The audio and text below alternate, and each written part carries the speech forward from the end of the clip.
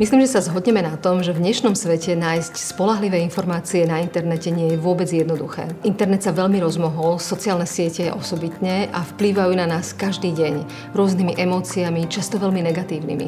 Tento vývoj sociálnych sietí a ich vplyv predbehol možno aj naše očakávania a preto si myslím, že je dobré a dôležité poznať, ako fungujú. Aj preto som sa spoločne s mojím tímom rozhodla pripraviť seriál o zručnostiach, ktoré sa nám všetkým pri práci s dnešným internetom zídu. Pozrieme sa, ako pracujú novinári, ako bádajú vedci, ako nás pri spracovávaní nových podnetov klame vlastný mozog, alebo aj na to, ako sociálne siete ovplyvňujú naše psychické prežívanie. Začneme tým, že sa pozrieme na to, ako algoritmy sociálnych sietí za nás vyberajú príspevky, ktoré uvidíme. Tak poďme na to. Predstavte si svet, v ktorom by každý z nás čítal úplne iné správy. Neboli by to ani správy najaktuálnejšie, ani pravdivé, ale také, ktoré v nás vyvolávajú najväčšie emócie. A takých správ by sme dostávali čoraz viac a v čoraz extrémnejšej podobe. Každý z nás by napríklad dostával správy o rovnakých udalostiach, nabité úplne inou emóciou. Výsledkom by bola spoločnosť, ktorá je čoraz viac rozdelená a jednotlivé tábory by sa od seba stále vzdiaľovali. Vyhrával by ten alebo tá, kto by kričal najhlasnejšie. A teraz si predstavte, že tento svet nie je predstava, ale realita. A každý z nás ju nosí v mobile. Presne toto sa dnes deje na sociálnych sieťach.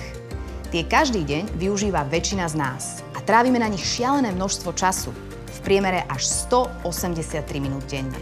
Doteraz nič v histórii nemalo taký vplyv na to, čo čítame a čo si myslíme ako sociálne siete. Preto je dobré vedieť, ako sa k nám dostáva obsah, ktorý vidíme. Obsah na Facebooku alebo Instagrame už dávno nie je zoradený jednoducho od najnovšieho po najstarší, aj keď by sa to tak mohlo zdať. Ako to presne funguje, nám vysvetlí Ľuboš Kukliš, šéf Rady pre vysielanie a retransmisiu, ktorý sa na európskej úrovni venuje regulácii sociálnych sietí. Sociálne siete sú navrhnuté s jedným základným cieľom. Dosiahnuť, aby sme na nich strávili čo najviac času a tak si prezreli čo najviac reklamy. Aby sa im to podarilo, sa sociálne siete snažia odhadnúť, aký obsah nás bude najviac zaujímať a udrží nás pred obrazovkou čo najdlhšie. Príspevky, ktoré vidíte na sociálnych sieťach, vyberá a zoraďuje komplikovaný algoritmus. Snaží sa vybrať tie, pri ktorých je najväčšia šanca, že na ne kliknete alebo inak na ne zareagujete. Každý príspevok má internet skóre. A na základe uniknutých dokumentov priamo z Facebooku už teraz vieme presnejšie, ako sa počíta, respektíve ešte nedávno počítalo. Za každý like dostane príspevok 1 bod. Srdiečko alebo iná reakcia je za 5 bodov. Komentár alebo zdieľanie 15 bodov. A dlhšie komentáre môžu príspevku pridať až 30 bodov. Viac bodov prinesú komentáre od priateľov, menej tie od cudzích ľudí. Ak príspevok nazbiera týmto spôsobom veľa bodov, dostane sa vyššie vo vašom newsfeede a predbehne iné príspevky.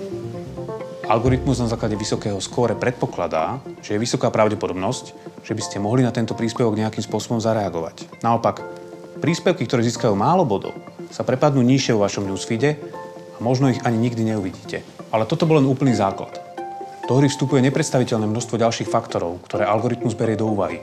Napríklad, či máte radšej videá, obrázky alebo texty, aký je váš vzťah s autorom príspevku, ako často si s ním píšete, ako ste na ňo reagovali v minulosti, aké máte aktuálne pripojenie na internet a podobne. Výsledkom je, že váš newsfeed je personalizovaný. Znamená to, že je vám šitý na mieru a objavujú sa v ňom príspevky, ktoré vo vás vyvolávajú silné emócie. No a tou najsilnejšou emóciou, ktorá vás udrží na sociálnych sieťach najdlhšie, je podľa výskumov hnev. Každé jedno emotívne slovo v príspevku zvyšuje jeho virálnosť až o 20%. To znamená, že ak iba napíšete, že nesúhlasíte s nejakým vyjadrením politika a pridáte k tomu nejaký dôvod, pravdepodobne z toho veľký úspech pre váš príspevok nebude. Ak by ste však napísali, že to, čo povedali, je nehoráznosť, hanba, musíme ho spoločne zastaviť, je veľmi pravdepodobné, že si získa viac pozornosti a reakcií. A keďže emotívne príspevky vzbudzujú veľa reakcií, algoritmy sociálnych sietí ich ukazujú väčšiemu množstvu ľudí. Sociálne siete nám aj preto majú tendenciu ukazovať čoraz extrémnejšie verzie toho, na čo so záujmom klikáme.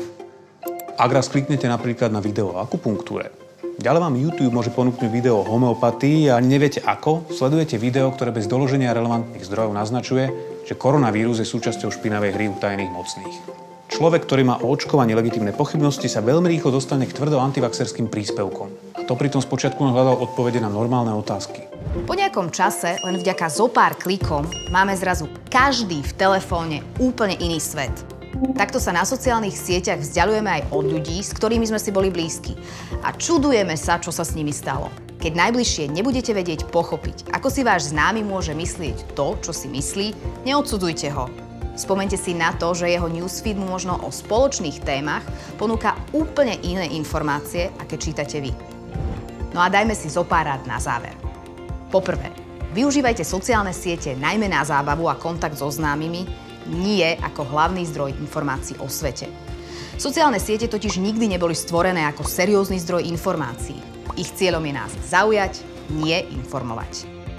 Po druhé, zrušte sledovanie tým skupinám a profilom, ktoré pravidelne používajú emotívny a urážlivý jazyk, aby vzbudili hnev a pobúrenie. Ak takéto profily sledujete a občas na ne reagujete, sociálne siete vám budú ukazovať viac a viac poburujúceho a urážlivého obsahu. Po tretie, sledujte aj ľudí, s ktorými nesúhlasíte, ale komunikujú pokojne a slušne. Iný názor je dobrá vec. Netreba sa mu vyhýbať.